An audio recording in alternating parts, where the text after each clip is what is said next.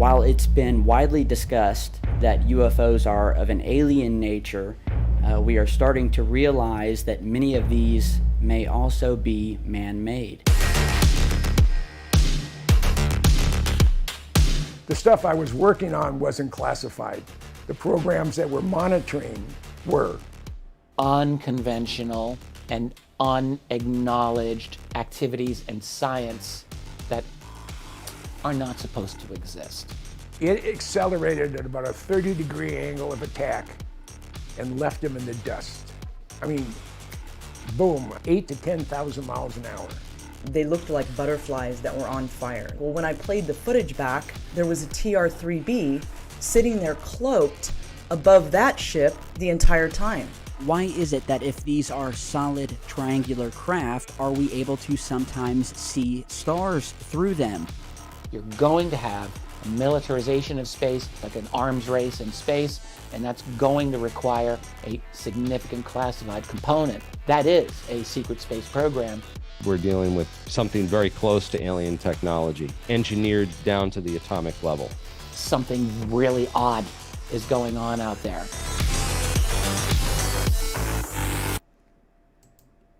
Yeah, buddy, you think something odd's going on out there, friends? I certainly do. Is everything 5x5? Can you guys hear me?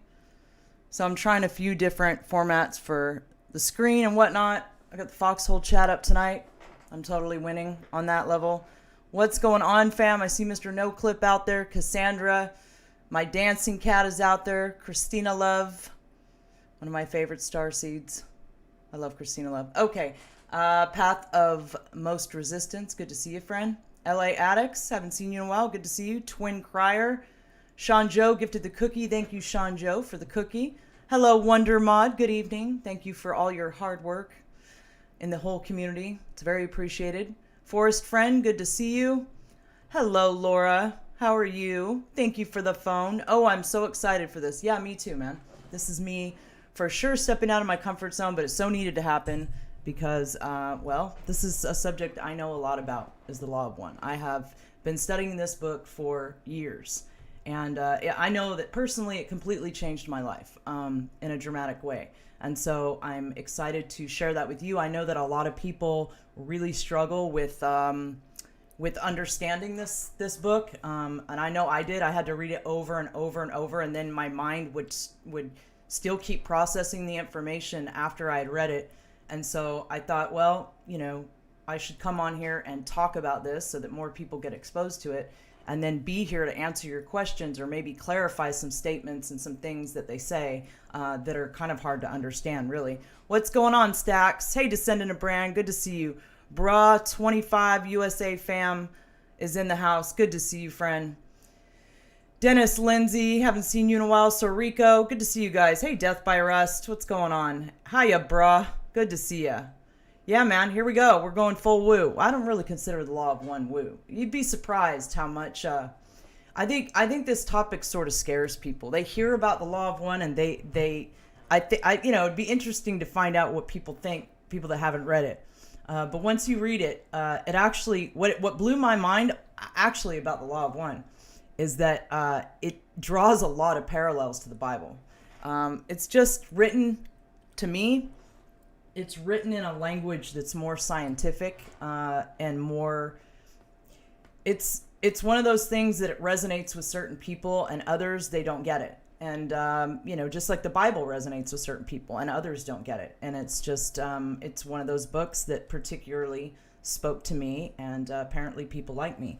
And so it's my honor, my pleasure to come on here and share this book with all of you, because it's a super special book, and there's a lot in it. Like, we're gonna go into the harvest tonight, right? Because we're in the middle of it right now. But there is information in this book on everything you could possibly imagine, and it's mind-blowing information. And it's amazing that more people haven't read this book. So anyway, yeah, it's really good to be here with you guys. 11 o'clock at night for me on the East Coast. This is awesome. But it's definitely new territory for me. So let's see. Yeah, I got the Foxhole chat up on the screen. I'm very proud of myself. I know I need to get better with my live streaming capabilities. What's going on with my little thing back here. Yeah, and I know I need to mount the TV, guys. I know that. I'll get there eventually. It's baby steps. You know what I'm saying? All right, so shall we get into it? Shall we jump into some Law of One here? Yes, I've got my highlighter out, guys. Don't talk too much shit. I definitely got my highlighter out for this. So let's see, where should we start? Okay. So, well, let's start here. So Law of One speaks in the language of the harvest. That's what they call what people who read the Bible deem as the rapture. It's the same sort of idea. And really, if you dig into the Bible, which I'm going to make some comparisons later, there's a lot of similarities, honestly. So, but they're talking about the same basic thing. So let's see, we will start. I've got some notes too that I took. I don't know if I can make those come on. I guess they are coming on the screen just fine right here. There's some notes that I wanted to kind of go over too as I go through this, but I'm going to have to probably move these around because they're in my way right now. They're in the way of the highlighting. We can't have that. So let's see here. Okay, I better just take them down. So when do I need? 414? All right. Okay, so let's start here. So it's in a question and answer format. So basically how this book got, this was, I believe it was 1983. Feel free to correct me if I'm wrong, any one of you Law of One experts out there. But I believe it came out in was it 81 or 83? Might have been 1981. Anyway, it came about because there was a group of people who decided were called to do like a channeling situation. And the reason that I'm comfortable with the information in this book versus other channeled books, which I've spoken about often, is because the process was well documented. Their spiritual practices, their alignment, this sort of thing was really well documented throughout the course of this entire thing. So I'm very comfortable with how it was done. So anybody that's curious to read the book, you can go to lawofone.info online and you can pretty much pull it up by topic if you can start reading stuff, or you can actually, 1981, thank you guys. Or you can go on to Amazon and get the books. I have both the hardcover books and I study it online. So anyway, because it just never ends. Like, and you'll go back and read things and be like, what? You know, so anyway, okay, so it starts in a question and answer format. The questioner is a physicist, and he's asking questions of his.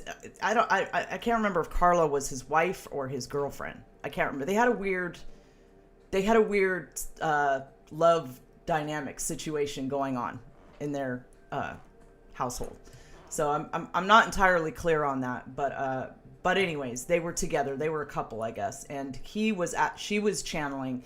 And he was asking her the questions. So when it says questioner, it's Don asking the questions. He's the physicist, and he's asking it of his wife, girlfriend, whatever, partner, Carla.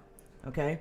And Ra is speaking through her. Okay? Because as they explain in the Law of One, they're a vibratory match, and they were able to get through using her as a channel.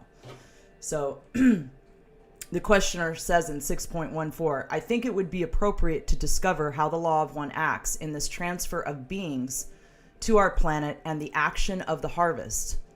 And then Ra always answers, don't ask me why, I don't know. Ra always says, I am Ra before he speaks. So I am Ra, we don't really know if it's he. Actually, it's a social memory complex. But because we're in 3D and we have to speak in a gender format, we'll just say he, okay? Because it's kind of a male energy. I am Ra. The Law of One states simply that all things are one, that all beings are one. There are certain behaviors and thought forms consistent with the understanding and practice of this law. Those who, finishing a cycle of experience, demonstrate various grades of distortion of that understanding of thought and action will be separated by their own choice into the vibratory distortion most comfortable to their mind-body-spirit complex. They often refer to us, our total beingness, as a mind-body-spirit complex. So we're not just our physical body. We're much more than that. And so when they say this, they're referring to our total beingness. This process is guarded or watched by those nurturing beings who, being very close to the Law of One in their distortions, nevertheless have the distortion towards active service. Thus, the illusion is created of light, or more properly, but less understandably, light love. This is in varying degrees of intensity. The spirit complex of each harvested entity moves along the line of light until the light grows too glaring, at which time the entity stops. This entity must have barely reached third density or may be very, very close to the ending of third density light love distortion vibratory complex. Nevertheless, those who fall within the octave of intensifying light love then experience a major cycle during which the opportunities are many for the discovery of the distortions which are inherent in each entity, and therefore the lessening of these distortions. The questioner asks, what is the position of this planet with respect to progression of the cycle at this time? I am Ra. This sphere is at this time in fourth dimension vibration. Its material is quite confused due to the social memory complexes embedded in its consciousness. It has not made an easy transition to the vibrations which beckon. Therefore, it will be fetched with some inconvenience. The questioner asks, is this inconvenience imminent within a few years? I am Ra. This inconvenience or disharmonious vibratory complex has begun several of your years in the past. It shall continue unabated for a period of approximately 30 of your years. The questioner asks, after this 30-year period, am I assuming that we will be a fourth dimension or fourth density planet? Is this correct? Let me specify there's a difference between dimensions and densities, and I'll try to explain this as I go ahead with this process. Thank you, Foil, for the cookie. Really appreciate that. Okay, so where was I? After this 30-year period, I am assuming we will be a fourth dimension or fourth density planet. Is this correct? Ra says, this is so. Questioner asks, is it possible to estimate what percentage of the present population will inhabit the fourth density planet? Ra says, the harvesting is not yet, thus estimation is meaningless. All right, let's see. Questioner asks, the way I understand the process of evolution of a planetary population is that the population has a certain amount of time to progress. This is generally divided into three 25,000 year cycles. At the end of 75,000 years, the planet progresses itself. What caused this situation to come about? Preciseness of the 25 years and etc. What set this up to begin with? I am Ra. Visualize, if you will, the particular energy which, outward flowing and inward coagulating, form the tiny realm of creation governed by your Council of Saturn. Continue seeing the rhythm of this process. The living flow creates a rhythm, which is as inevitable as one of your timepieces. Each of your planetary entities begin the first cycle when the energy nexus was able in that environment to support such mind-body experiences. Thus, each of your planetary entities is on a different cyclical schedule, as you might call it. The timing of these cycles is a measurement equal to a portion of intelligent energy. This intelligent energy offers a type of clock. The cycles move as precisely as the clock strikes your hour. Thus, the gateway from intelligent energy to intelligent infinity opens regardless of circumstance on the striking of the hour. Questioner asks, when a graduation occurs and an entity or entities move at the end of the cycle from one planet to another, by what means do they go from one planet to another? I've always wanted to know this, haven't you? Like, how do we get moved? Do we go in a ship, or how does this work? Ra says, in the scheme of the Creator, the first step of the mind-body-spirit totality beingness is to place its mind-body-spirit complex distortion in the proper place of love-light. This is done to ensure proper healing of the complex and eventual attunement with the totality beingness complex. This takes a very variable length of your time-space. After this is accomplished, the experience of the cycle is dissolved and filtered, until only the distillation of distortions in its pure form remains. At this time, the harvested mind-body-spirit totality beingness evaluates the density needs of its beingness and chooses the more appropriate new environment for either a repetition of the cycle or a moving forward into the next cycle. This is the manner of the harvesting, guarded and watched over by many. Questioner, when the entity is moved from one planet to the next, is he moved in thought or in a vehicle? I am Ra. The mind-body-spirit totality beingness is one with the Creator. There is no time-space distortion. Therefore, it is a matter of thinking the proper locus in the infinite array of time-spaces. So there's your question. We teleport. Apparently, we teleport to where we need to go. But there's a lot more. There's tons more. Thank you for the cookie TikToks, cross stream cookie tossing. Well, we're always down for some cookie tossing around here. And I got Raptured ready in the house with another cookie. Thank you, friend. Really appreciate it. And Loyal to the Foil with the cookie. Man, thank you, Wingman. You're awesome. Thank you, Wingman. Okay, so where was I? Gotta find where I was again. So let's go back. Where was I? When the entity is moved from one planet to the next, is he moved in thought or in a vehicle? The mind, body, spirit, totality, beingness is one with the Creator. There is no time-space distortion. Therefore, it is a matter of thinking the proper locus in the infinite array of time-spaces. Let's see. Okay, I'm going to skip over some of this because there's just too much, you guys. Like, I could do probably 2 just on the harvest alone. Or 3. So the questioner asks, what is the density level of our planet Earth at this time? Ross says, the sphere upon which you dwell is 3rd density in its beingness of mind-body-spirit complexes. It is now in a space-time continuum of 4th density. This is causing a somewhat difficult harvest. Questioner asks, how does a 3rd density planet become a 4th density planet? Ross says, the 4th density, as we have said, as regularized in its approach as the striking of a clock upon the hour. The space-time of your solar system has enabled this planetary sphere to spiral into space-time of a different vibrational configuration. This causes the planetary sphere to be able to be molded by these new distortions. However, the thought forms of your people during this transition period are such that the mind-body-spirit complexes of both individual and societies are scattered throughout the spectrum, instead of becoming able to grasp the needle, shall we say, and point the compass in one direction.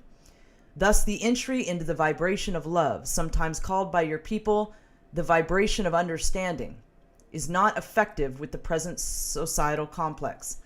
Thus, the harvest shall be such that many will repeat the 3rd density cycle. The energies of your wanderers, your teachers, and your adepts at this time are all bent upon increasing the harvest. However, there are few to harvest. So, aren't we determined, guys, to increase the harvest? And but it says there's few to harvest. But I don't think it's going to stop any of us from trying. And it's interesting, as I go on, you'll start to see connections between what's going on right now, the Great Awakening. You'll see it. You'll be able to see these words coming to life and how they've come to life. And that's what's super mind-blowing about this book, too, is that it was published in 1981. And, this is off topic from the harvest, but there's information about UFOs in here that I know I didn't know at the time, but now I know. And so when you look at the year this was published, it's like, how did they know? You know what I mean? It's really mind-blowing. There's a lot of stuff in here. So let me see. Let me continue on. If you guys have any questions for me about any of this stuff, what's going on, Jermaine? Good to see ya. Jermaine Chavez is in the house, guys. Disclosure legend over there. Okay, so let's see. Where was I? The Law of One called you, didn't it, Jermaine? You just had to come. What's going on, Cassandra? Good to see you. UFO Mark, Up 3. Good to see you guys. BPP Demand. What's going on? All right, so yeah, if you guys have any questions, feel free to stop me, get my attention, and I will stop and try to address it the best that I can. I'm not an expert, but I can try to answer some questions because this book is very dense, extremely dense, and it can take.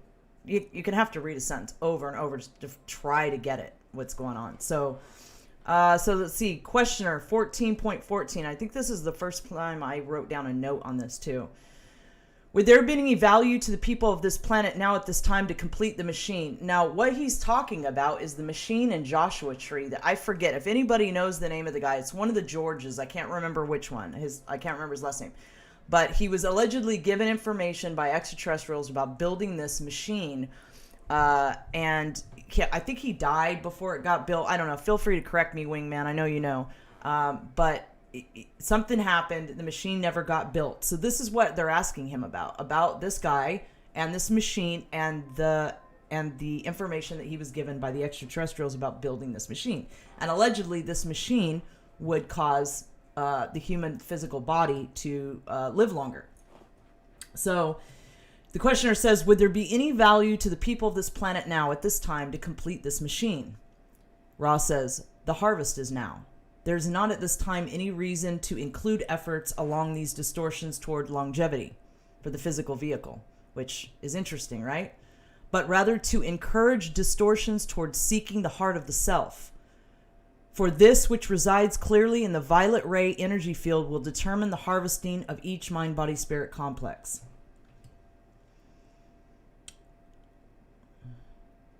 It says the trauma, I'll just call it that. I assume this will, as the cycle ends, have some inconvenience. There will be some entities who start seeking, or get catalyzed, you might say, into seeking because of the trauma, and will then maybe hear your words through possibly telepathy or written material such as we will publish in this book. Ra says you are correct, except in understanding that the inconveniences have already begun. Questioner says, is there a harvest of entities oriented towards service to self, like there is a harvest here of entities oriented towards service to others? Ra says, there is one harvest. Those able to enter fourth density through vibrational complex levels may choose the manner of their further seeking of the one creator. Questioner says, then as we enter the fourth density, there will be a split, shall we say, and part of the individuals will go into the fourth density, will go to planets or places where there is service to others, and the other part will go into places where there is service to self. Is this correct? Ra says this is correct. Questioner says, I am assuming that it is not necessary for an individual to understand the law of one to go from third to fourth density. Is this correct? Ra says it is absolutely necessary that an entity consciously realize that it does not understand in order for it to be harvestable. Understanding is not of this density. So that's where that comes from. I say that all the time. Understanding is not of this density, and that's where it comes from. It comes from this book. Because it's true. Like, I know for me, I had to get that, that I didn't understand. You know what I mean? And I think each individual has an experience. That's what's waking people up and changing them. They're all having experiences, whatever experience they need to have for them to get their attention and wake them up and get them to the level where they consciously realize that they don't understand what's going on. So, I don't know. I think that's a really interesting statement. Let me pull up my notes for a second because I want to check on what I had about 14.4. Oh, I just made a note about, he's talking about Homeboy's longevity machine in Joshua Tree, California. All right, so let's see. Where was I? So, yeah, allegedly, so there's service to others and service to self. And the way it's explained is that we move from one density to another. That we're in the third density right now. But we're actually in the fourth density right now. And some of that will be explained later. But there's the service to others path, and then there's the service to self path. And clearly we're all on the service to others path. But then there's entities who are on the service to self path, and will shift dimensions because they're completely serving themselves. And I would guess that would be these evil people that are ruling us. So they're going to shift into their own miserable, planetary consciousness, I guess. And they're on their own path. And that's it. This book helps you get to the point where you understand, and you just know they're on their own path. You don't resent them anymore. It's like they're just doing, I don't know. You have to read a lot of this to get to that point, though. That's for sure. Like, to understand why people will do evil things. And I mean, I know a lot of us were born and we didn't get it. We got here and we were like, this place is up, right? And why is there so much evil? Why are people doing evil things? Why are people hurting each other? And I didn't really get a full understanding of that dynamic and how it fit into creation until I read this book in its totality. All right, so let's see. Understanding is not of this density. Questioner says, what I meant to say was, I believe that it was not necessary for an entity to be consciously aware of the law of one to go from third to fourth density. Ross says, this is correct. Let's see.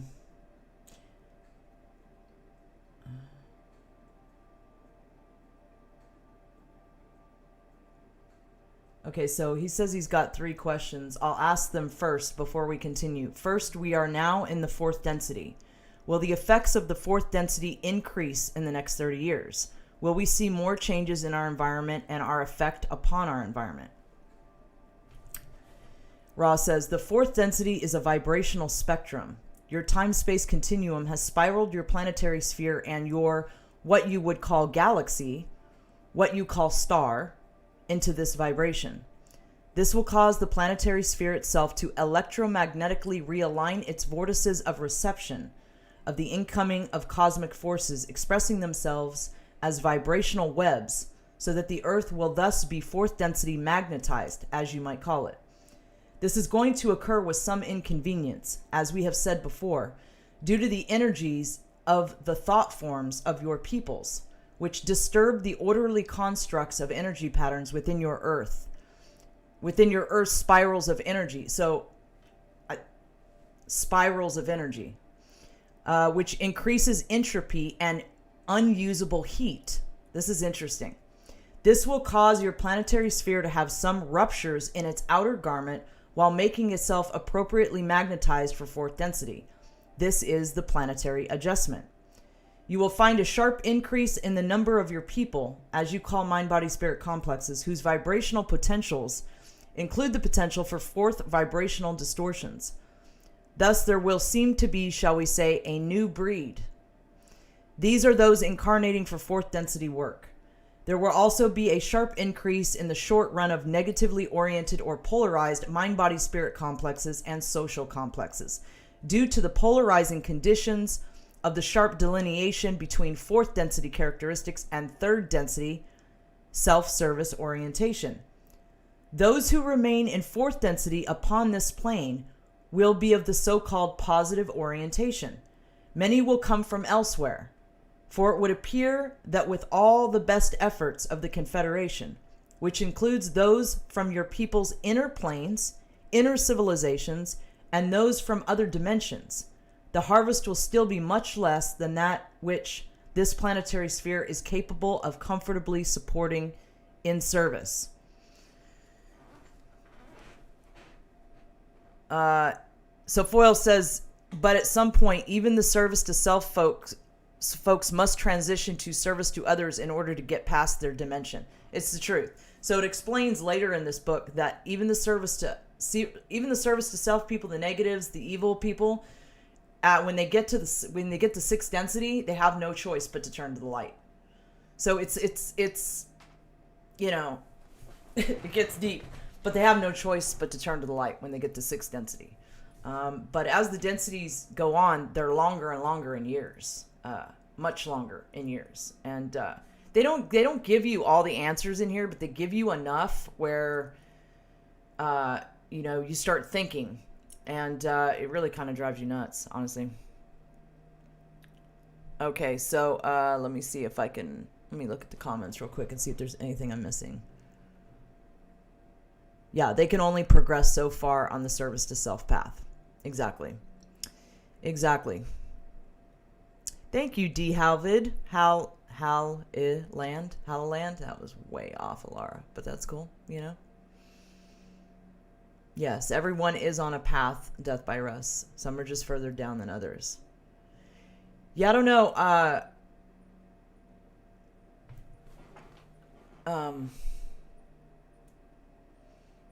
I don't know why I was allowed to see, man. But I was. And anyway, I was allowed to see. And it's just, because maybe that's what it was going to take from me. I don't know. But I saw it. We're just cut off here. We don't experience it, but that's going to change, and the service to others oriented beings on this planet, the wanderers, the adepts, whatever, look how people are just serving others selflessly and trying to wake people up.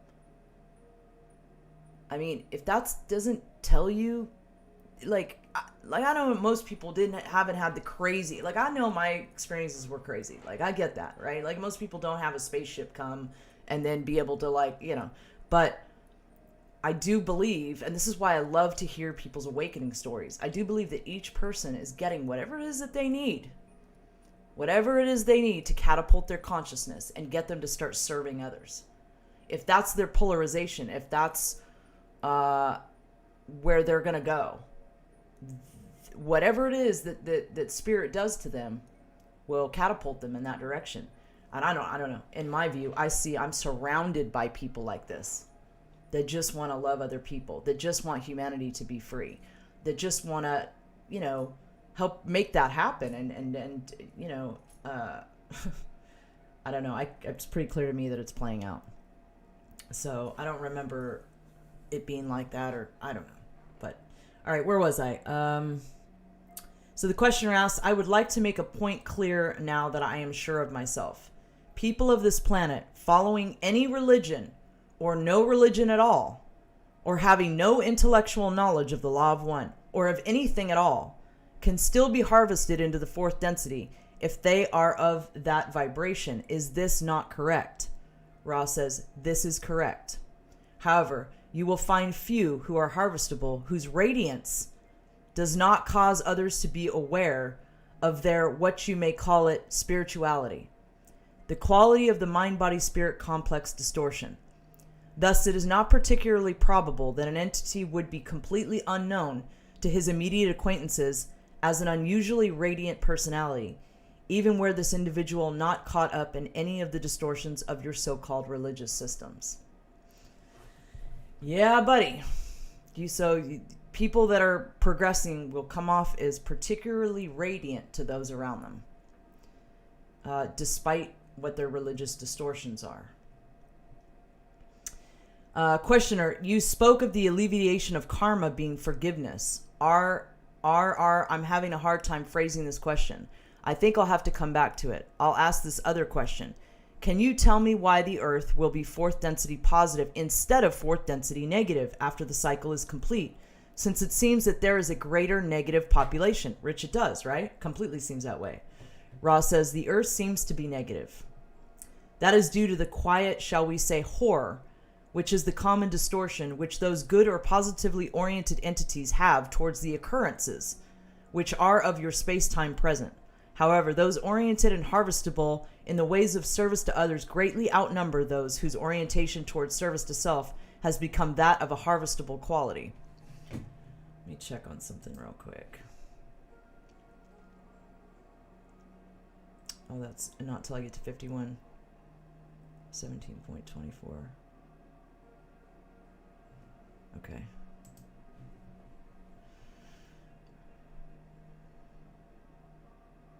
Where was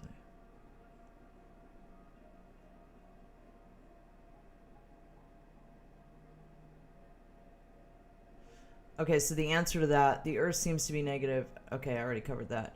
The questioner says, in other words, there will be fewer negative entities being harvested into fourth density than there will be positive. Is this correct? Ra says, this is correct. The majority of your peoples will repeat third density.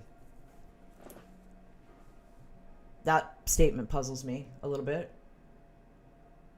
The majority of your peoples will repeat third density. In other words, there will be fewer negative entities being harvested into the fourth density than there will be positive. Is this correct? This is correct. The great majority of your peoples will repeat third density. Yeah, I'm going to have to chew on that for a while. Questioner, am I to understand that the harvest will occur in the year 2011, or will it be spread? I am Ra. This is an approximation because everything is fluctuating. We have stated we have difficulty with your time space. This is an appropriate, probable, possible time space nexus for harvest. Those who are not in incarnation at this time will be included in the harvest. Questioner says, in the book, I don't know how to pronounce this, OAHSPE, it states that if an individual is more than 50% for others, that is, goes over the 50% service to others and is less than 50% service to self, then he is harvestable. Is this a correct statement? Ra says, this is correct if the harvesting is to be for the positive fourth dimensional level. Questioner says, what must be the entity's percentage, shall we say, if he is to be harvestable for the negative? Ra says, the entity who wishes to pursue the path of service to self must attain a grade of 5. That is 5% service to others, 95% service to self. It must approach totality. Where am I? The negative path is quite difficult to attain harvestability upon and requires great dedication. The entity who wishes to pursue the path of service to self must obtain okay, I already read that part. Questioner, why is the negative path so much more difficult a path to attain harvestability upon than the positive? Ra says, this is due to a distortion of the law of one, which indicates that the gateway to intelligent infinity to be a gateway at the end of a straight and narrow path, as you may call it. To attain 51% dedication to the welfare of other selves is as difficult as obtaining a grade of 5% dedication to other selves. The, shall we say, sinkhole of indifference is between these two.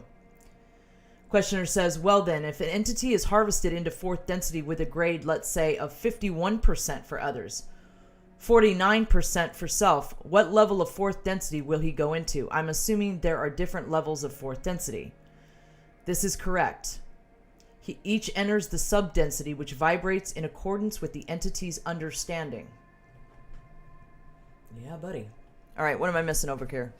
So Foil's coming in saying the third density negative harvests into the fourth density negative. But there are few that are ready to harvest either negative or positive. Correct.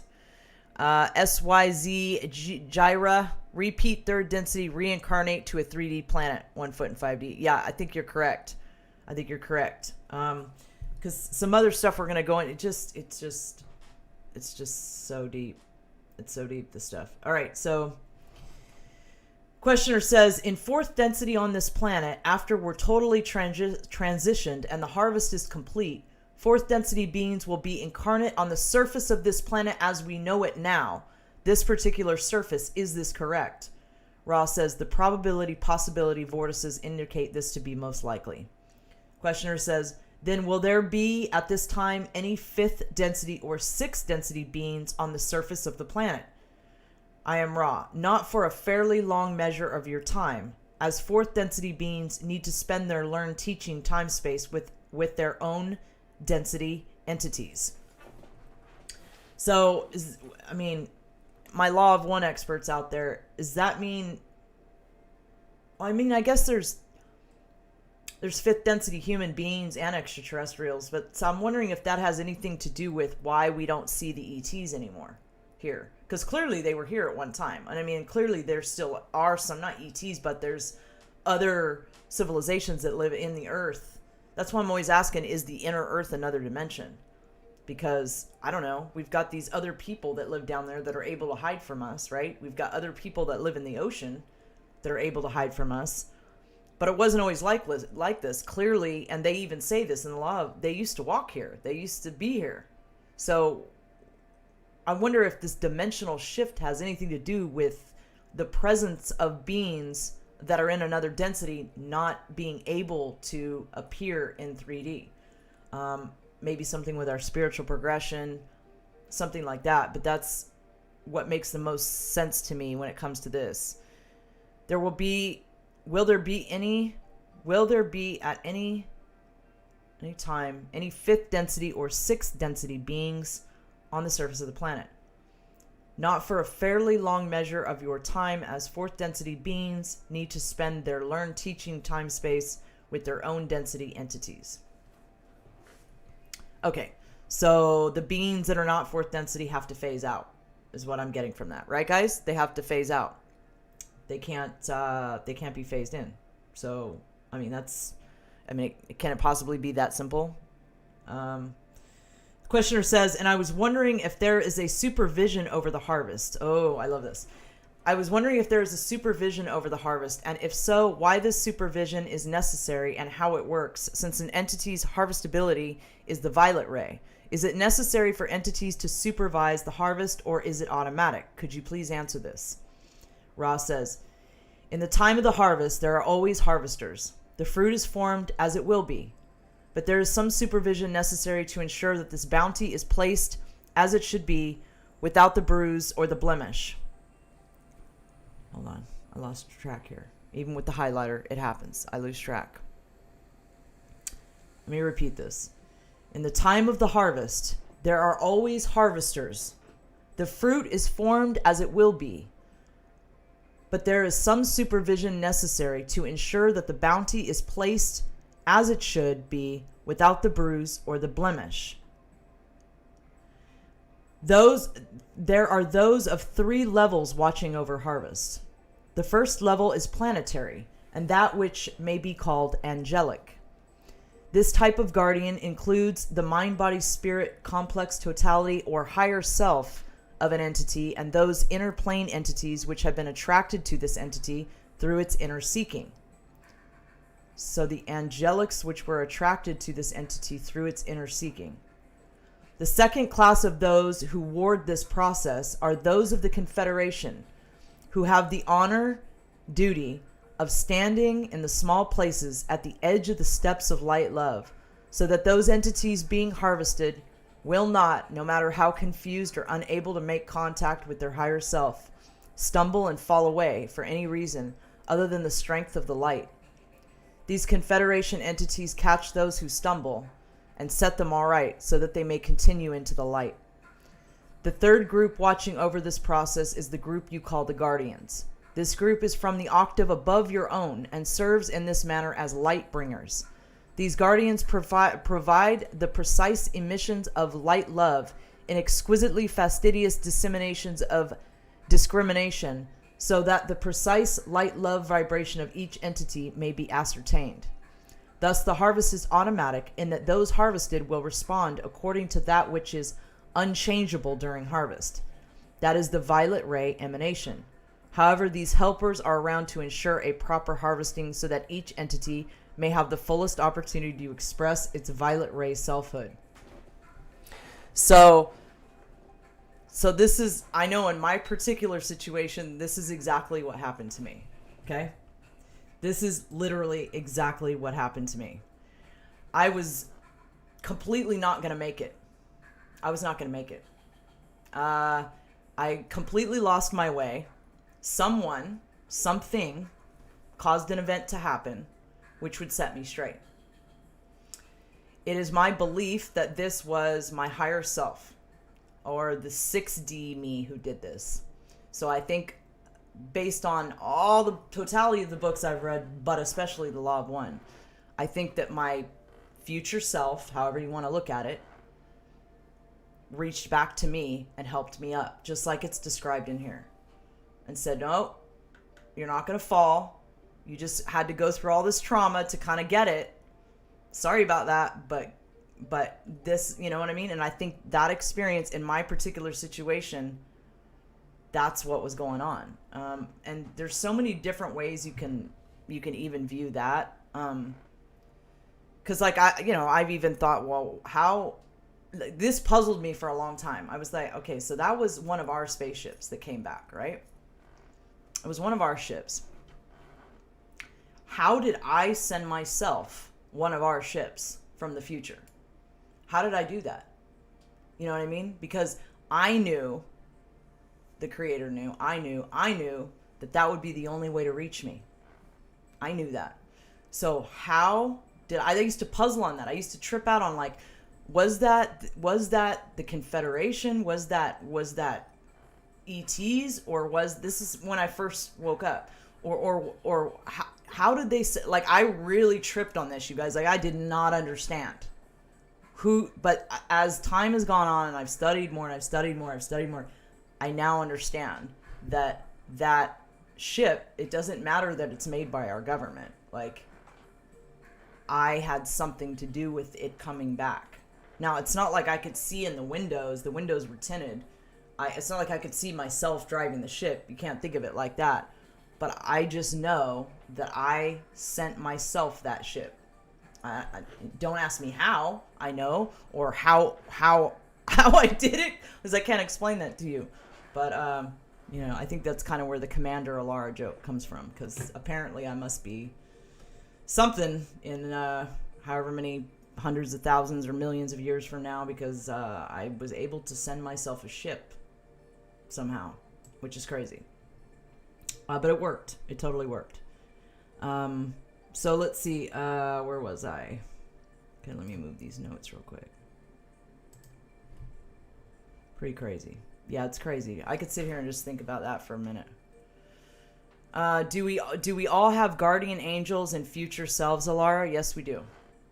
Yeah, we do. It's just a matter of you making contact with them. So, like, I know I can only talk about my experience. Everybody has their own unique experience, but I know personally, from my understanding, so I'm an ET soul. I guess you could look at it that way. I'm a wanderer. I'm what this book calls a wanderer. So, anyway, I had no idea about this. I thought, clearly, like everyone else on this planet, I thought I was a human being my whole life. Like, I didn't know. It wasn't clear to me. So then after that ship came, and I started having these super crazy experiences, and I've told people before, I started meditating and stuff. And all of a sudden, after I started meditating, and I was seeking to understand. That's the important part. That's the important part about it. I was seeking to understand what was going on. And I was praying a lot, and I was reading, and all of a sudden, these blue extraterrestrials, they knew that, because ETs scare human beings. You know, I mean, it doesn't matter. You have a visceral reaction to them, period. It's just, to this day, there was one time that I felt like they were going to phase into my room, and I freaked out, and I ran outside. And I'm somebody who has had these crazy experiences a lot, you know, over the last few years. But yeah, I still freaked out. I told them I'm not ready. I'm not ready. Like, you know, I said, could you knock on the door or come during the day or something? Just don't phase into my room at 3 a.m. please. Like, I'm not ready for that. But anyways, the point is, when they first kind of start, they let you in kind of slowly. They did with me. They remember they appeared to me, but their heads were turned, and I knew why. Telepathically, I knew why, because they didn't want to scare me, you know, because they look different than us. And it took me a long time to go from understanding that to understanding that I was one of them. And you know, they didn't reveal that right away, but eventually. But it was weird how, I'll never forget that, how they kept their head turned, because they have big eyes. They look different from us, and they kept their head turned because they didn't want to scare me. And they wanted me to just adjust to their figure. So I don't know. Has this happened to anybody else? Has anybody else? What's going on, US Anon? Good to see you. Sort of, Michael. Has this happened to anybody else where they had these beings slowly show themselves to you and let you know what's up? And you know, they do this as you're ready to hear it. Like, you couldn't have just showed up and said you're this or that. I've been like, what? You know, so as I was seeking, more information was revealed to me. But this is why it says in the Bible, it's like, you have to seek. You have to seek to understand. You have to seek to evolve. You have to seek to be a better version of yourself. And as you're going through the seeking process, more information will be revealed by your guides, your angels, the Creator. You will begin to understand more. You know, again, 3D is not a density of understanding. Really, the only place you'll arrive at is that you don't understand. But I think the most important thing is that you're just seeking to evolve. And when I was seeking to evolve, I started having these super crazy experiences. I want to check out what some of people are saying in the chat. So, yeah, I've not encountered other beings, SYZ, YGR, but I have moved into spirit, though. Yes, this is my understanding. We're all moving into spirit. We're all listening to spirit more. We're all being guided more. We're being open to being guided. We're all shedding our ego, those that are evolving, at different levels. Clearly, people are shedding them at different, but we're shedding our ego and becoming service-oriented civilization. And the reason is because of the darkness, you guys. The darkness in my own life is what made me evolve, right? And it's the planetary darkness, the way we're being suppressed and manipulated and used and lied to, deceived, It's all these things, these horrible things that are going on that are making us evolve into these loving beings that we're becoming, where we just want to love each other. We just want to help each other. We just want to be free. We just want to be sovereign. This is the reason we're being catapulted into this level, is because of all the suffering, you know? When you look at it that way, it kind of changes the suffering and the trauma, and it serves a purpose, and you don't look at it with anger anymore. You don't look at it with sadness. You look at it as just part of the process. Kingston says, we need the ability to travel by thought. Any kind of flying car or ship is still a scam. You know, I'll have to kind of agree with you on that. So and you know, the law of one goes into this too. There's so much in this book about how some beings need ships to travel. It depends on your level of your level in creation, right? Your density, your dimension. Some beings still need ships to travel, but others can just travel with their consciousness, and they can just teleport with thought. They don't need ships. Now, it's not broken down for you to where you completely I can break it down for you exactly how it's done. But some beings need ships, and other ones don't even need ships anymore. You know. I have a lot of friends who have had, you know, different sort of experiences with plasma beings and orbs and things like this. And those beings, you know, those are their ships. Are they using thought to travel, or are those their ships, or what? But they're not nuts and bolts UFOs, and they're intelligent beings. So, you know, there's so much about creation and that we just don't understand. It's fascinating. I used to think the world was such a dark place. You know what I mean? Like, I was such a different person then. And I don't look at it that way anymore. Even with all the darkness surrounding us, I just don't look at it that way. What humanity is going to turn into on this planet, those that are shifting, is going to be amazing. It's going to be amazing because of all the pain and suffering we've endured. It's going to be amazing because of that reason. Ben Q lurking. My guardians have to work overtime. I hope they think it was worth it. Man, I love this book. It gets me in like such a state. You say my ship, Alara's ship, has a portal teleporter on board. It's interesting. I'll never forget that. I don't know. I've had you know, whistleblowers tell me that my ship decloaked. I thought it came through a Stargate. But I've had people tell me, no, it just decloaked, and that's the way it appeared to you. But, you know, so I don't know. And it was definitely one of our ships. But somehow I sent it from the future. So, I don't know. Put that in your pipe and smoke it, dude. I can't figure it out. Let me know if you do, because I can't figure it out. I don't understand it. Jermaine says, I had those plasma beings surround me at ESETI back in July of 2020. Yeah, I don't know if I ever told you this, Jermaine. I had a sphere. I don't want to go into the details of the story because it's kind of woo and embarrassing. But anyways, I was meditating. I was doing a service to others oriented activity. And I had a sphere come into the bathroom and check me out on the toilet. And yeah, it was weird. It came in, and I knew it was, it's weird. Like, I knew it was a conscious being, and I knew that it was attracted to me, like this book talks about. It was attracted to me because of my seeking. Like, whatever that service I was performing was, that was selfless, that being was attracted to me because of that. And it was doing recon, dude. It came to do recon. It phased in. It went through the door. It came in. It looked at me. It didn't look at me. It didn't have eyes, but it looked at me. And then it was like doing recon, man. And then it left. And I was like, well, that's wild. I've had a lot of crazy stuff. Like, I don't really talk about it because I have too many crazy things, dude. All right, so should we move on to more? Look, everybody's here. Alara's Space Mouse is in the house. Woohoo! Yeah, buddy. Yeah, so, yeah, you never knew about the sphere? Yeah, that was weird. Super weird. I've had some wild experiences. Okay, I'll tell you guys about this one. I think I've told about the story one other time. So when I was like meditating all the time and I was reading all these books, and I was like, I was hardcore then. I meditated like 3 hours a day. I didn't want nothing to do with the world. I just wanted to seek the Creator.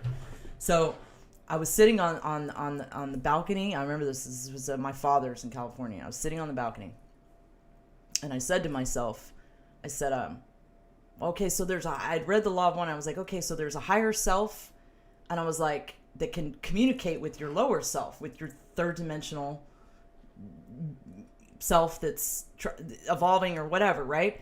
And yeah, I think, yes, Descendant Brand, I think the orbs do recon. I'm not saying all orbs do recon, but I think orbs, for the most part, are doing recon, and some of them are beings that are teleporting. I don't know. It's because Bigfoots teleport in an orb format, in an orange orb format. So, yes, Bigfoots can teleport. Miracle Girlie with the cookie, I teleported in Shasta once, and then I was little. I cried and begged them not to take me anymore. Well, that's cool. That's super cool. All right, so let's see. Okay, so what was I telling you about? But you have no memory of them taking you. Wow. Wow. That's pretty cool. All right, so I'll finish telling you about the story. So I'm sitting there on the step, right? And I'm in deep thought, like I'm never not, but I was in deep thought. And I said to myself, to God, I said to God, myself, whatever, I said, how do I know if it's you? How will I know? I said this in my head. I don't say it out loud. And right then, a hummingbird came up. Or I'm trying to think. Oh, okay, no. My heart skipped a beat. It went doo-doo-doo, like that. To the point where I had to go to grab my breath, right? I don't know if this has happened to anybody else, but it gets your attention quick, right? So my heart skipped a couple beats. I went, and as I grasped my breath, my head turned to the side. And the moment my head turned to the side, there was a hummingbird sitting right here looking at me. And then time stopped. This is crazy. Then time stopped. And as soon as I acknowledged the hummingbird, like with my consciousness, you could say with my eyes, but it wasn't my eyes, it was with my mind. As soon as I acknowledged its presence, it just looked at me and it flew away. And I was like, and it was clear to me, like right there, I heard it. You'll know, like you did just now. Okay, you know what I mean? I was like, okay, that you'll know. Just like you did just now. So that kind of taught me that, okay, we have to listen to our intuition.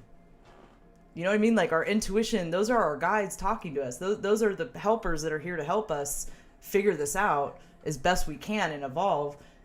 But if we're not listening to our intuition, we're not going to figure it out, right? Like I knew in that moment, but I can't give you an explanation about how I knew, but I knew. I knew. And it was even explained to me. You'll know, like you did just now. Anyway, I don't know. I thought that was the hummingbird was one of the coolest things that ever happened to me. It was super cool.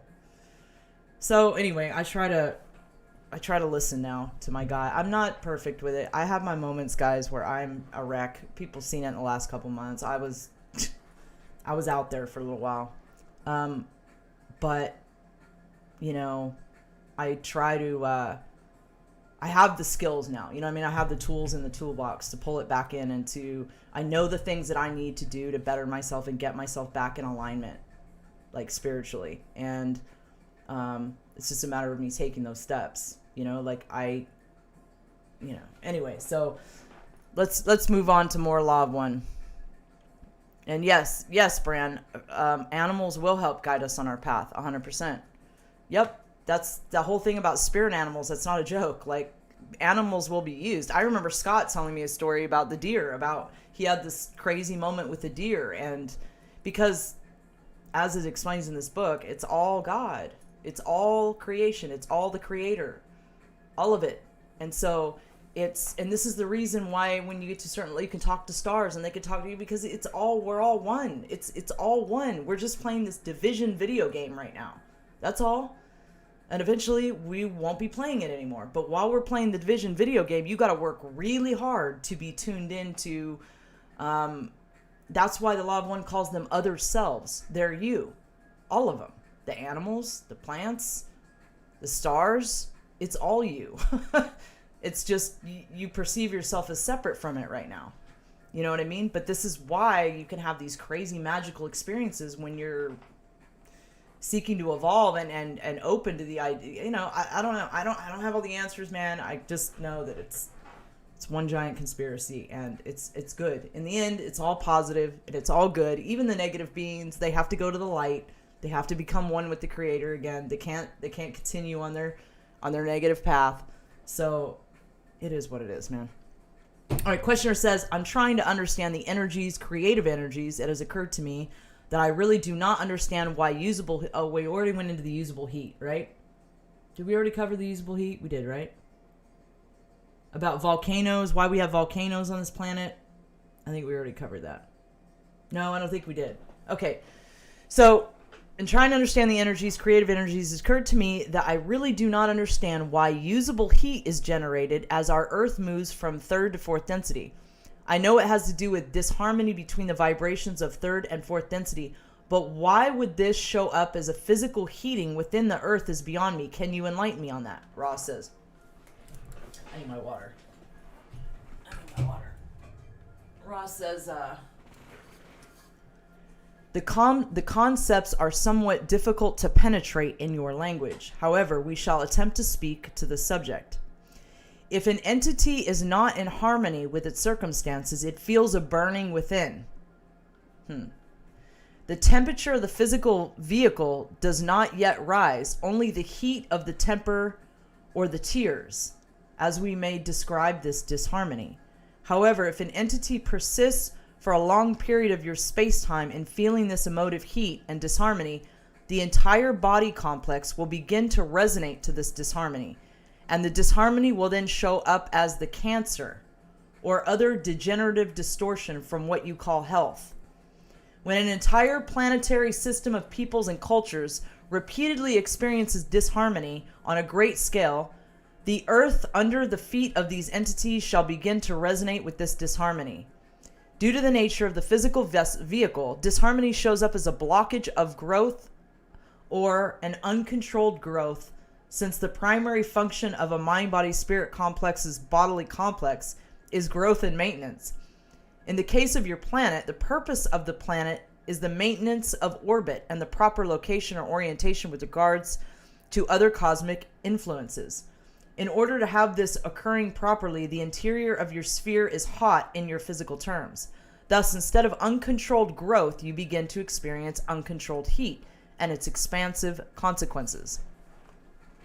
So yeah, it's explained that cancer is basically our thoughts are becoming things, the way it's explained, because we're becoming fourth density. Well, we are actually now. We're in the fourth density part of the galaxy.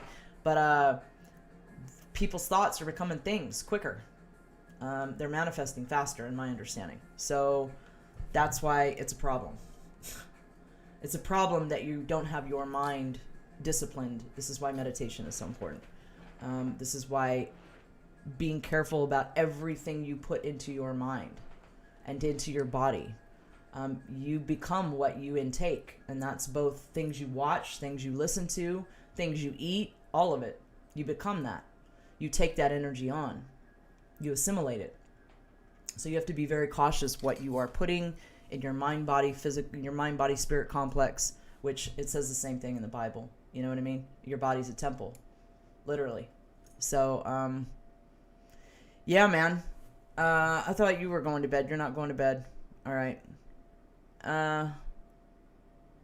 So UFO Mark says, what I don't understand is, and it's not for us to understand, our multidimensional self is already there in the highest densities, controlling all these other soul fractals of its aspects. In my understanding, Mark, it guides. This is hard stuff to articulate. So your higher self, your future self, however you want to look at it, it tries to guide you, but you have free will. So it'll try to guide you, and it'll try to help you out and stuff. It'll try to, that's what synchronicities are, stuff like that.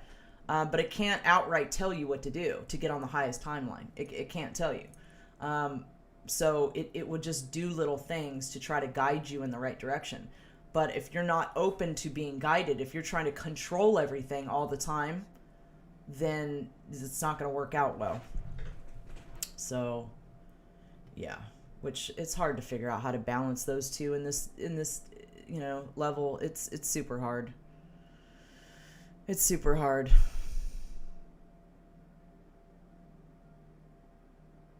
Yeah, Mark says, I kind of think of everything in reality like a video game. Sometimes, like, if we screw up on one of our lives and die, then we can just get reinserted into the timeline where he died to get it right.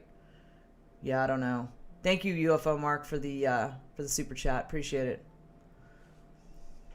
Then am I a Cheez-It? I shouldn't eat the Cheez-Its. You see why I feel so guilty now when I eat Cheez-Its, guys? There's a reason. Because I know how bad they are. Like, I know that it's not going to serve my highest and best. I'm not helping my physical complex by eating Cheez-Its, but they taste so good. So that's the higher me fighting with the lower me about Cheez-Its. I love Cheez-Its. They're so yummy. Okay, so where were we? You are saying, a questioner says, you are saying then that for the transition from third to fourth density for one of the entities with doubly activated bodies... Wait, I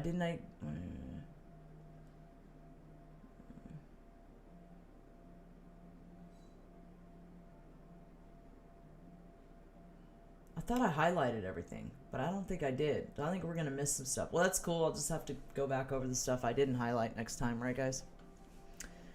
Yeah, Cheez-Its are very yummy, but they're really bad. You can ask Foil. She knows. She's read articles about Cheez-Its, and I guess they're so bad for... So you're saying our oversoul is 8th density? I don't understand. I don't understand the oversoul. Like, that's one thing I don't get, Jermaine. Like, I don't understand the difference between the oversoul and... Like, I get soul groups, kind of, but not really. But I don't understand the difference between the oversoul and your 6D higher self. Like, I don't fully get that concept, but, like, understanding is not of this density, so that's fine. You know what I mean? Okay, you are saying then that for the transition from third to fourth density, for one of the entities with doubly activated bodies, in order to make the transition, the third density body will go through the process of what we call death. Is this correct? I am Ra. The third and fourth combination density bodies will die according to the necessity of third density mind-body-spirit complex distortions. Okay, say that again. The third and fourth combination density bodies. So the third and fourth combination density bodies are the babies that were born in this time. They have dual activated bodies. This is why you'll notice the babies stare off at stuff and they can see things that we can't see. They can see beyond the veil, the babies. So watch what the babies are doing, because they're different from us. Their physical bodies are different from ours.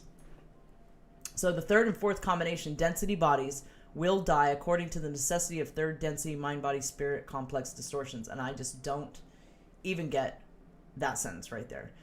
We may respond to the heart of your questioning by noting that the purpose of such combined activation of mind-body-spirit complexes is that such entities, to some extent, consciously are aware of those fourth density understandings, which third density is unable to remember due to the forgetting. Thus, fourth density experience may be begun with the added attraction to an entity towards service to others, of dwelling in a troubled third density environment, offering its love and compassion. Did you hear that part?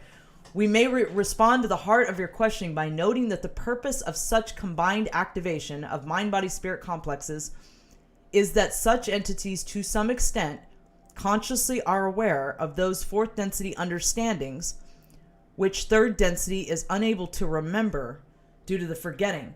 Thus, fourth density experience may be begun with the added attraction to an entity oriented toward service to others, of dwelling in a troubled third density environment and offering its love and compassion. So we're supposed to live with the 3D people.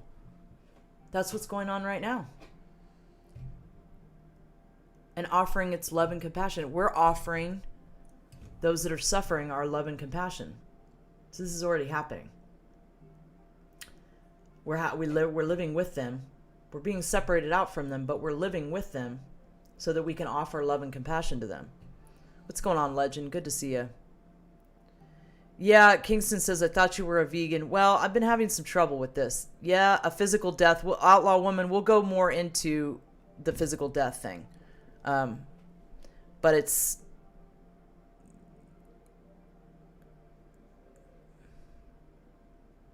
I'm enjoying some of these comments. Cosmic Origin says Law of One is the only book I'll actually read, right? I get that. Totally. Yeah, some of us, Dennis, we drop ourselves into this to help others, apparently, allegedly. That's what we do. Hi, Brookie. Good to see you. Good to see you. Hey, I wanted to tell you something's coming up in Tennessee in April, and I really hope you and Lala will come hang. So where are we going to be? Chattanooga, I think, or something. I don't know how far away that is for you guys, but I really hope you and Lala can come because I want to see you and Lala, and I'll be in your state. So anyway, just mentioning that because I haven't talked to you. Will you tell Lala? I should probably reach out to Lala. But anyways, all right, back to the Law of One. But good night, friend. Thank you for coming by. Love you. All right, so let's see. Where was I? All right, so there's going to be more about death. Don't freak out, guys. I'm going to go into more about the death. And I actually kind of saw this in a vision, so it's not like death. You don't, it's complicated. It's very complicated. Where was I?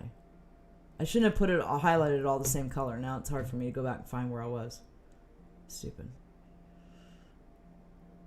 Okay. Questioner says, would the purpose in transitioning to Earth prior to the complete changeover then be for the experience to be gained here during the harvesting process?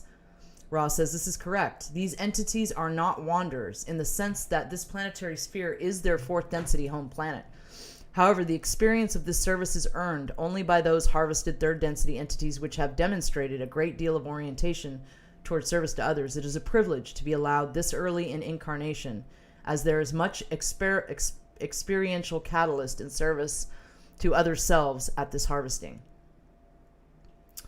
Questioner says, there are many children now who demonstrate the ability to bend metal mentally, which is a fourth density phenomenon. Would most of these children then be this type of entity of which we speak? Ross says, this is correct. Questioner says, is the reason that they can do this and the fifth and the sixth density wanderers who are here cannot do it is the fact that they have the fourth density body in activation?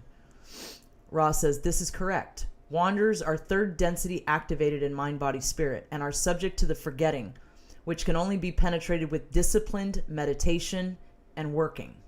But it can be penetrated while you're still in third density. But with much disciplined meditation and working.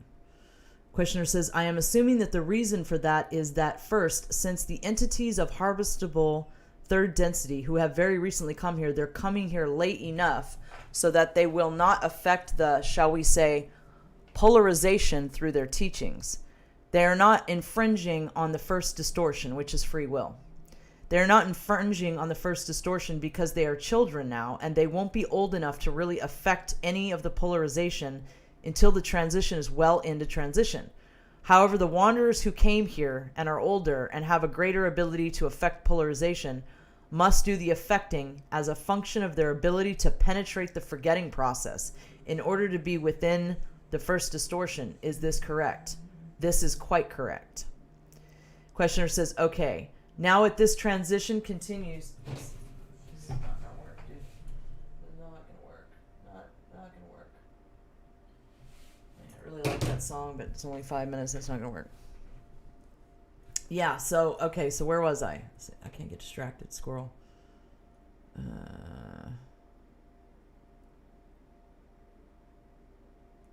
Okay, now as this transition continues into fourth density activation, in order to inhabit this fourth density sphere, will it be necessary for all third density physical bodies to go through the process which we refer to as death? Is this correct?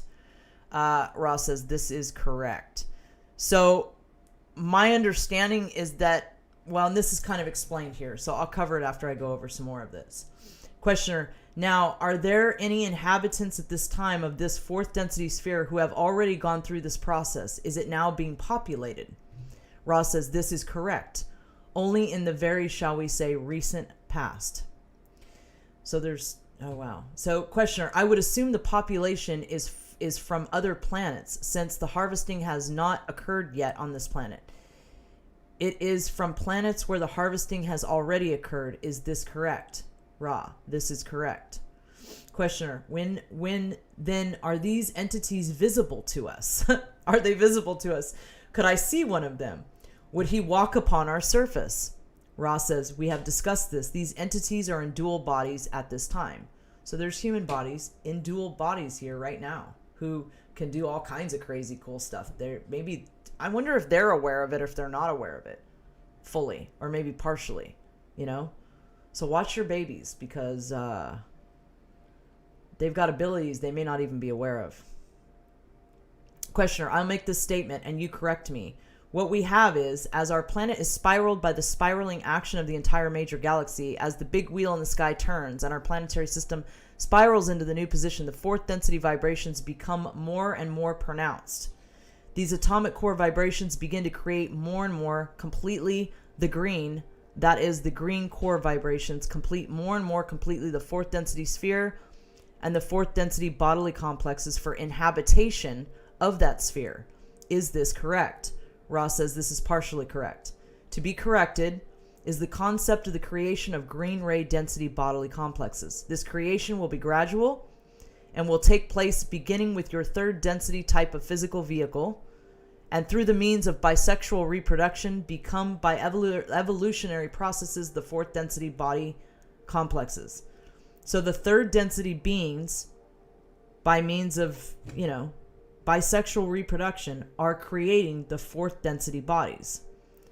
So in my estimation, this is all takes so long for this to go on that yes, we're going to die. We're going to die, and we're not going to be fully fourth density in our mind, body, spirit totality until we, it says it takes between, what does it take, 700 years for this process to be over? So yeah, our physical bodies only live so long, so clearly we're going to have to go leave this physical body and come back into a new physical body and then live out the lifetime of that body. Maybe that being a fourth density body will live a lot longer than the physical vehicles that we have now. I mean, in the Bible, it talks about these people that lived for 1,000 years, but then all of a sudden now we don't live that long. That sounds like a conspiracy. Why is that? You know what I mean? Who shortened our lifespan? Are these different physical vehicles than those people had, or what? Because it doesn't make sense. The King's List, none of it makes any sense, unless our physical vehicles are different from theirs. Does anybody have a better grasp on that or an understanding?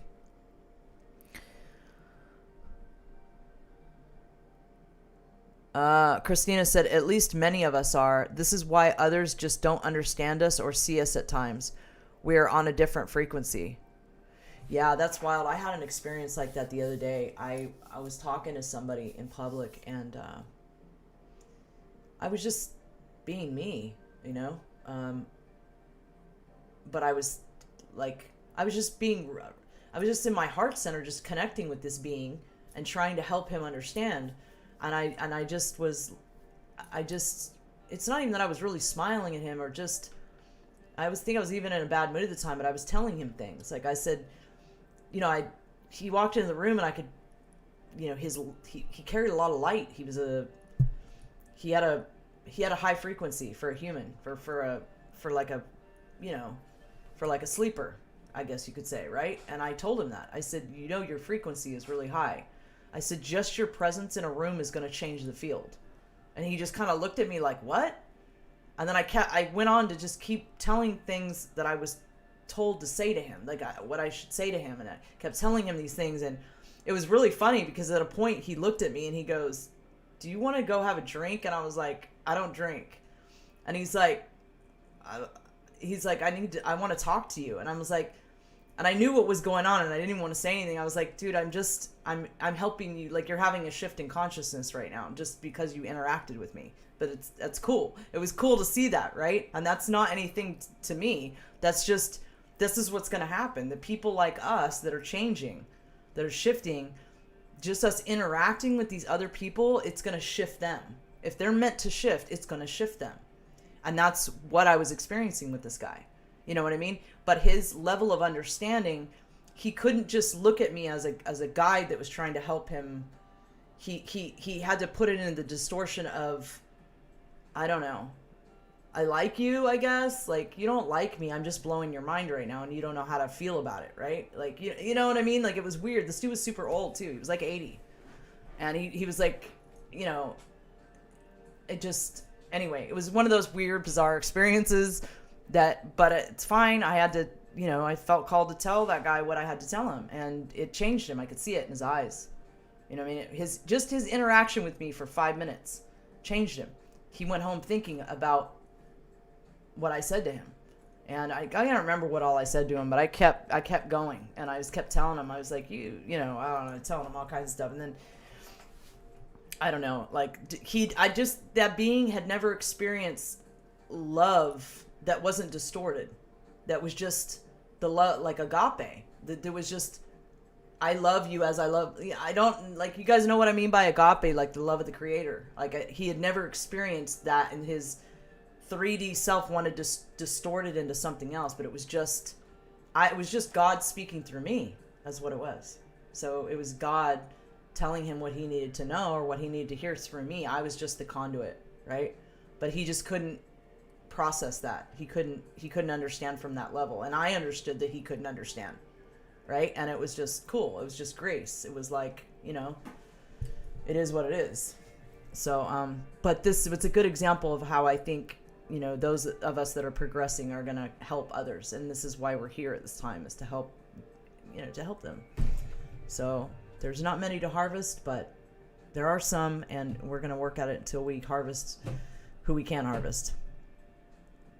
He was trying to get some, Alara, AP. He was trying to get some, Alara, loving it. Well, I mean, that's fine if he was trying to get some, you know, but it didn't work out because, you know, I don't know. It just didn't work out. 80's not really my thing, you know.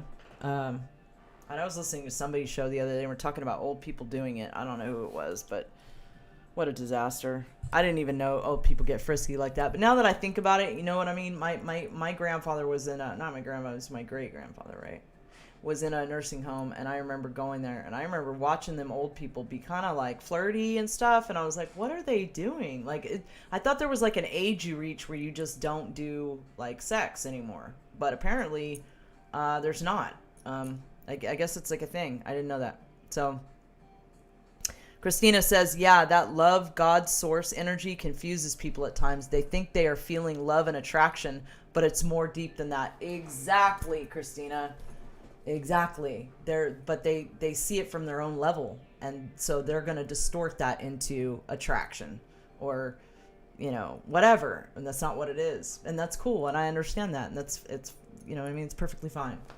So all right, questioner, I will make this statement and you correct me. What we have is our planet spiral. Wait, did I already cover this? Earth density complexes for inhabitation. Okay, yeah, I already did. Okay. So Ross says this is partially correct. To be corrected is the concept of the creation of green ray density bodily complexes. The creation will be gradual and will take place beginning with your third density type of physical vehicle and through the mean. Okay, I already read that. Questioner, then are these entities of which we spoke the third density harvestable? But it's, you know, it's, sorry, I didn't mean to interrupt myself, but it's important to keep loving people like that, guys. Like, even if they try to distort what you're doing, move past it. It doesn't matter. Even if you feel like you look stupid or they're not getting me right now, they're not understanding what I'm doing, do it anyways. Love them anyways. Understand their level and where they're at anyways. That's how we progress out of our own ego and become fully service to others oriented beings. This is how we help 3D. You know, this is how, you know, just try to stand in that as often as you can. And I know it's hard. Like, people want to distort everything, but to stand in that agape love with people. And some people, it's going to be too glaring for them. They're going to not know how to deal with it. They're going to treat you weird. They're going to run away. Like, they're going to act weird, but you have to be ready for that. But just stand in it anyways. Like, it is what it is. And love them where they're at. You know what I mean? Everybody's progressing at a different rate. And everybody's at a different level. You know what I mean? Yes, I just apologized myself for interrupting myself. This is what happens when you start integrating your higher self, people. You start talking to yourself. Seriously. I mean, anybody who knows what I'm talking about knows what I'm talking about. You start, up 3, sex is a distortion. Everything is a distortion. That's explained in the law of one. Like everything is a distortion. Really, all there is one and the creator. And everything is a distortion of that so that we can have some particular experience. But literally everything is one. So yeah, I mean, everything is a distortion. Yes, I did apologize. I corrected myself for what did I do? I don't know what I did, but it doesn't matter. Where was I? Questioner. Then there are these entities of which we spoke, the third density harvestable, who have been transferred. Are they the ones who then will, by sexual reproduction, create the fourth density complexes? The influxes of true color green ray. And did I not just read that? You see how my mind does that? It's a trip. Oh no, I didn't read this one. Okay. Ross says, the influxes of true color green energy complexes will more and more create the conditions in which the atomic structure of cells of bodily complexes is that of the density of love. The mind-body-spirit complexes inhabiting these physical vehicles will be, and to some extent, are those of whom you spoke. And as harvest is completed, the harvested entities of this planetary influence. So the way I'm seeing it is like we're gonna get new physical vessels, but it's not like you think. Like we're gonna die a third dimensional death, and then I mean I guess what I guess it would be our higher self that would be in control of bilocating our not our physicality, but our consciousness into a new physical vessel. So it will, which is God, basically, will bilocate you into whatever physical vessel on whatever planet that you need to continue to keep progressing, right? So, I mean, that's my understanding at this point, but, you can't see what I'm reading, so you can't help me. Well, I've got another screen that I can put up here, but I don't know if it works better or not. So now you can see what I'm reading. But the chat's super small. But now you can see what I'm reading. So you guys let me know which screen you prefer. I'm trying to, I don't use StreamYards. I don't use, what do you call it? Streamlabs OBS. I use old school OBS. So everything that I do, I have to literally create an old school OBS and do it myself. So there's no cool graphics I can go pick up. Like I literally have to make every graphic for every show, for every box, for everything. And I'm not an expert at this. As a lot of you know that have been around since the very beginning around here, I didn't even know how to go live when I first started doing this. Like I was using a laptop that was borrowed from somebody in Hawaii, and I didn't even know how to make my link up with my live. Like, no clue. I can't tell you how long it took me to figure that out. And, so the fact that I've progressed even to this point is pretty incredible. Because, it's pretty incredible. Okay, so where let me get back to the physical vessels. So, now, how does that play into the rapture? Do we all, I don't know, guys, like, do we all in an instant bounce, like it kind of leads on in the Bible, like, and there's some stuff I want to go into with the Bible too, like about the harvest and, but what time is it? 12:30? Oh man, hour and a half just blew by and I totally didn't even realize what's going on. So yeah, there's some stuff I wanted to talk about with the Bible. There's always talking about, there's these parables, the parable of the sower, wheat and tares. There's all these different. Oh, speaking of, I wanted to share this squirrel again. So Biden administration. Shout out to Loyal to the Foil for finding this, but this is unbelievable, guys. I just have to share this real quick. The Biden administration to fund programs that hand out crack pipes to prevent infection and promote racial equality. President Biden's Health and Human Services Department is finalizing funding to dole out crack pipes to drug addicts as part of its harm reduction plan. Oh, see, it's all catalyst, guys. You get what I'm saying? Like, it's all being presented to us to give us, the opportunity to help others. You know what I mean? All this insanity. So this is fine. Let's make the leap. That's right, Tumperillos. Let's make the leap. All right, so there's so much more I want to go into the Law of One that I'm going to try to get to the Bible stuff too, but let's see. Where was I? Now I just lost my track. Guys, I'm completely screwed now. I just completely lost track of where I was. Hey, VPXM. Nice to see you. Yeah, I wonder, there's got to be a lot of them out there too. A whole lot of them. Yeah, man, they're going to hand out crack pipes, guys. It is a total clown show, but it's getting more and more absurd so that we have an opportunity to help the other selves figure out what's going on, you know what I mean, and evolve. Like, that's the whole point of this. So, other than paying our bills and trying to, like, maintain our third-dimensional existence, we should be focused on trying to help the other selves understand what's going on. And, continuing to evolve into better, loving beings, right? That's what we should be focused on. All right, where was I now? If I can just find my place. We went into the children bending metal. I think we did that, so we'll move down to here.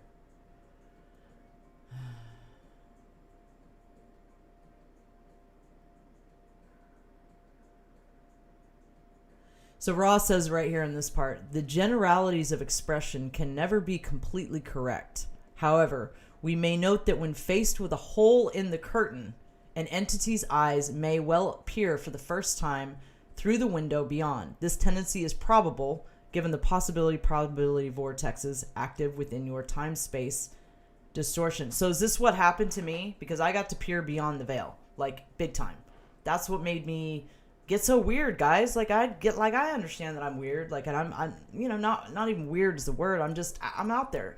Like, I talk about stuff that it's not really like, but it's because of the experiences I've had, right? Like, I don't know why or how I was allowed to see through the curtain, but I was, and I saw it, and I saw it, and it changed me forever. And it was like the mushroom trip you don't come back from. And I was like, I gotta help these beings. It broke me. Like, I gotta help them. They don't know. You know what I mean? I gotta help them. We do have a creator. Everything is good. It's not bad. We just don't see it right now. And I don't know, dude. It put me on a whole other level. And then through my seeking, I got on a whole other one. And now I miss that sometimes now. You know what I mean? Like, I can't do some of the things I once did. But I could also say that's because I'm not, doing the spiritual practices that I once did like I did, like when I had crazy experiences, but we all have to balance that of like paying our bills, you know what I mean, and doing 3D stuff and taking care of stuff and seeking to evolve as beings. Like, we got to balance that here. It's like a really tough thing to do. YM says, talk about the Zohar, please. What did I see? So Just Josie's saying, what did I see?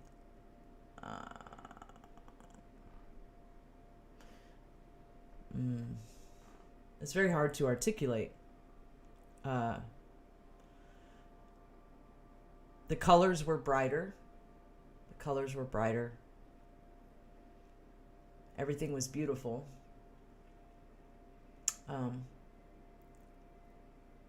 Everything could communicate.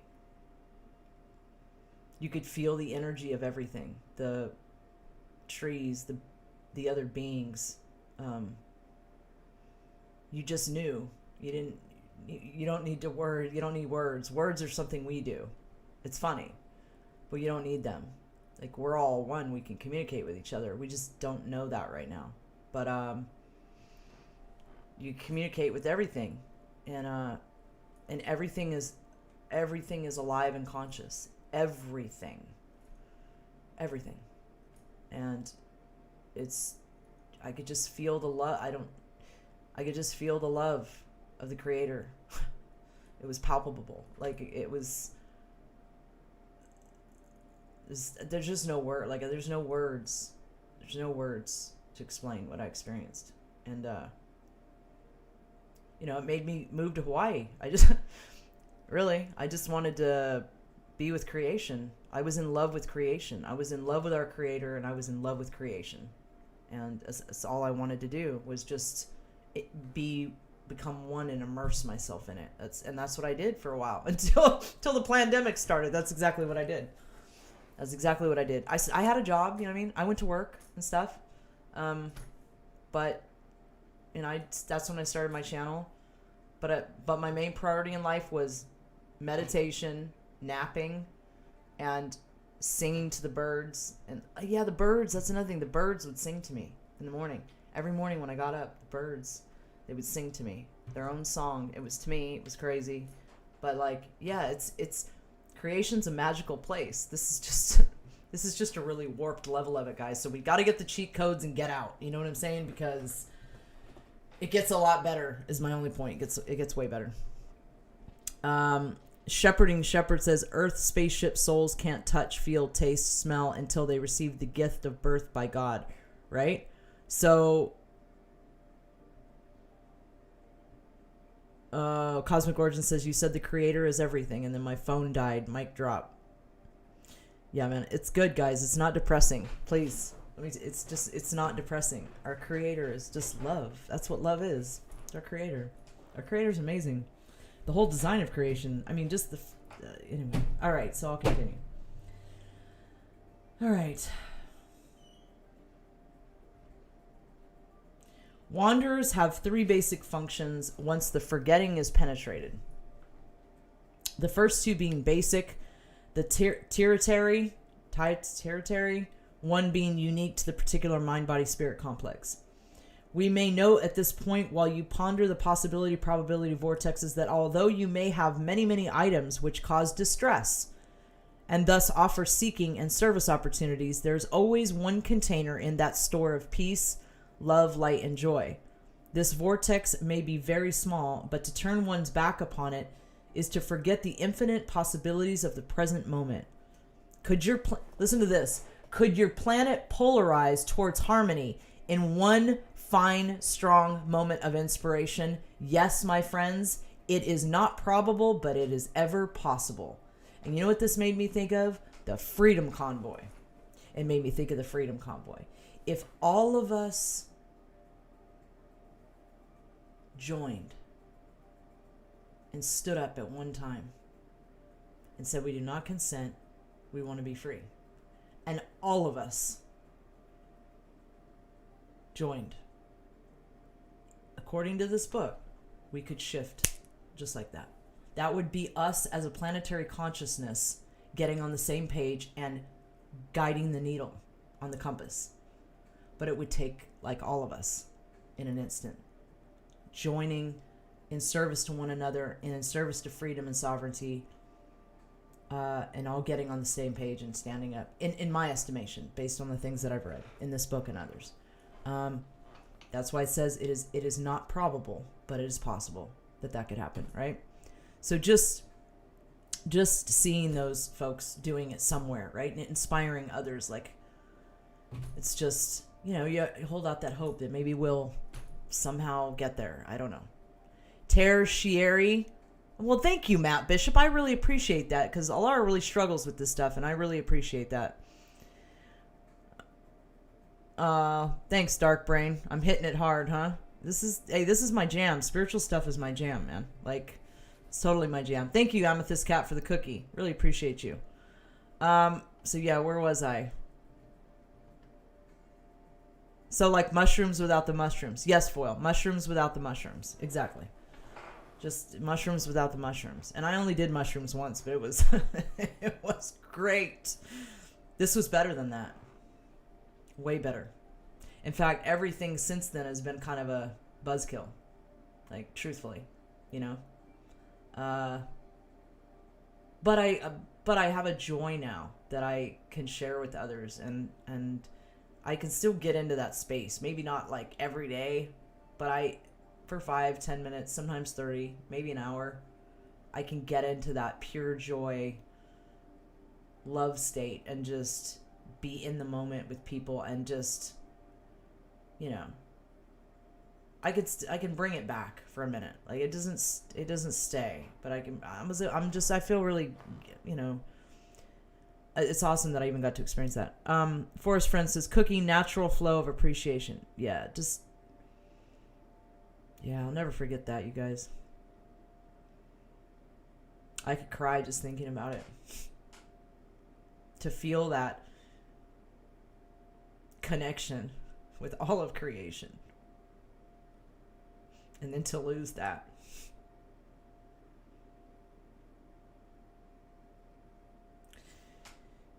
Was hard. But I know that I'm here to serve the other beings and help them for a period of time, and then I get to go and I get to be I get to be back in whatever level, state, dimension of consciousness that was. And that thought keeps me going, basically, no matter what. All right.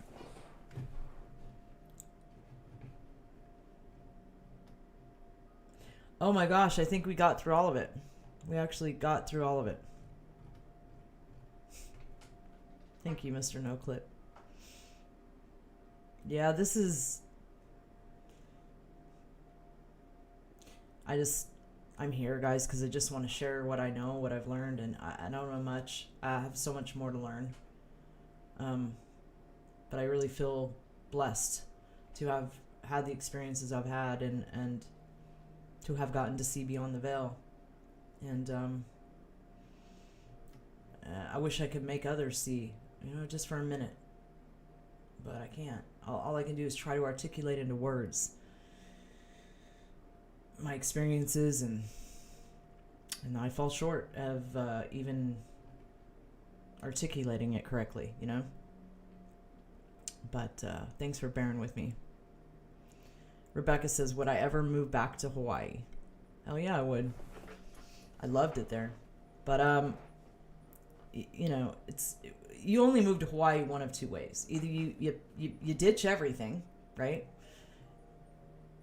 And you pack 2 bags and you go there with nothing and you just figure it out, or you take everything you own and you ship it, which could cost like $10,000. That's once you already have your property and your house there, which is super expensive.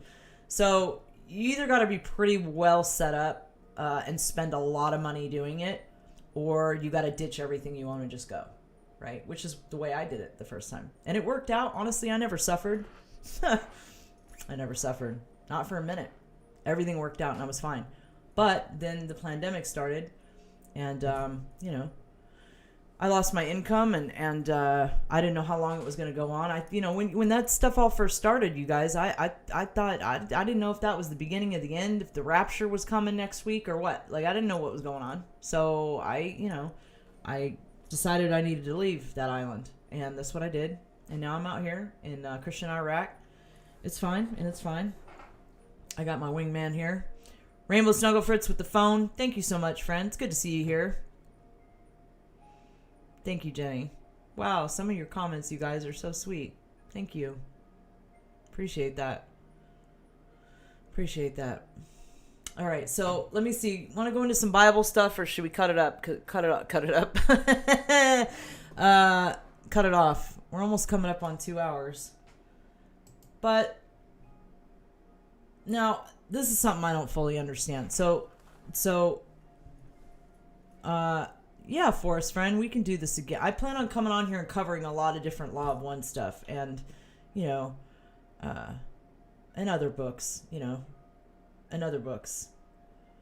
I'm trying to decode this 144,000 thing, right? Now, and I make this clear. I am not, in no way am I an expert on the Bible.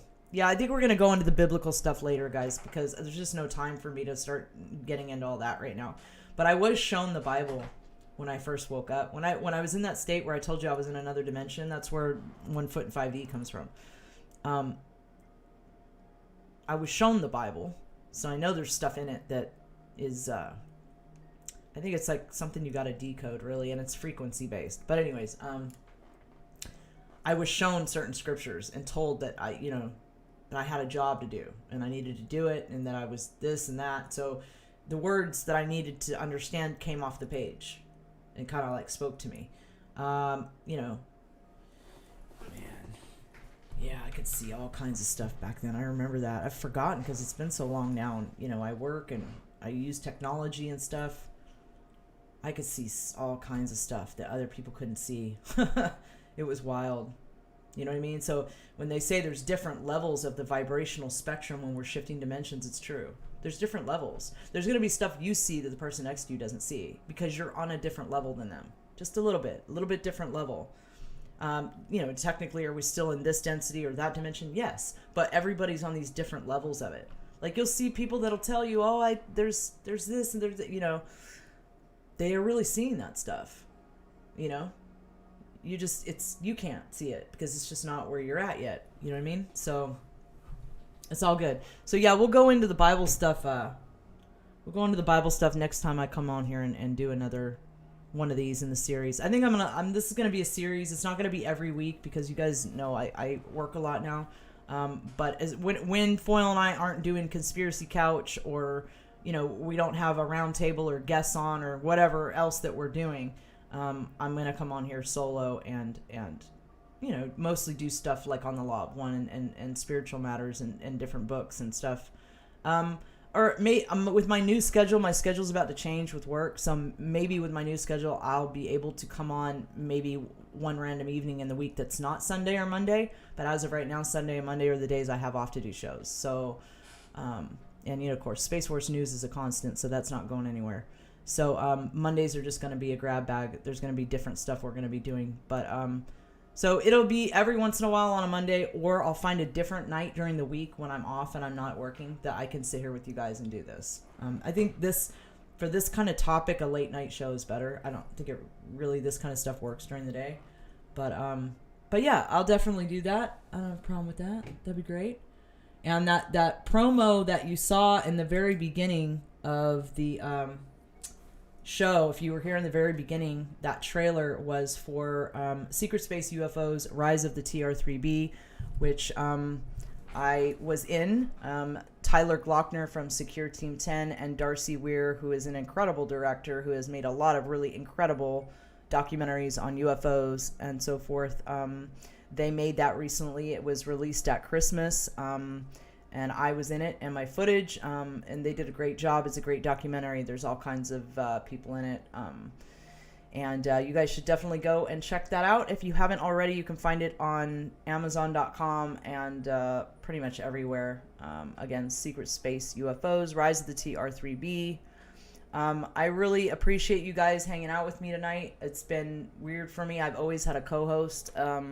There's been a lot of things I've wanted to do, but I've just always been used to having a co-host. So I really appreciate you guys encouraging me and being here with me tonight. And I hope that you enjoyed the show. And thank you, Wingman, for supporting me on my solo venture. I really appreciate you. I appreciate all of you that were here with me tonight. I really appreciate the people that mod for me. You guys are amazing. I love you so much. The people that share my links and share my shows, I really appreciate you. Like, this stuff goes nowhere without you. Like, I'm totally shadow banned, and that it's not going anywhere without you. So thank you so much. If you appreciate the information, please share it. I appreciate that. And thank you to all of those of you who super chatted tonight and left gold pills. Appreciate you guys. And yeah, man, thanks for hanging out with me on this first Law of One class on the Harvest. And I hope it helped open some minds to the Law of One. People maybe consider reading it now and know they have someone to reach out to. Really, there's quite a few people in this chat you could reach out to if you want to read that book. I know a lot of people in the community that have read it several times. So anyway, yeah, it was great hanging out with you guys. It is getting to be almost 1 o'clock over here in my neck of the woods, and so I better shut it down. But thank you once again, and we will definitely do this again very, very soon. Other than that, definitely be here for Space Force News on Sunday nights, 9 p.m. Eastern, with me and Loyal to the Foil. That is always a sure way to have fun with the Space Driots, right, guys? Most awesome chat ever. All right, everybody, have a wonderful evening. Talk to you later. Good night.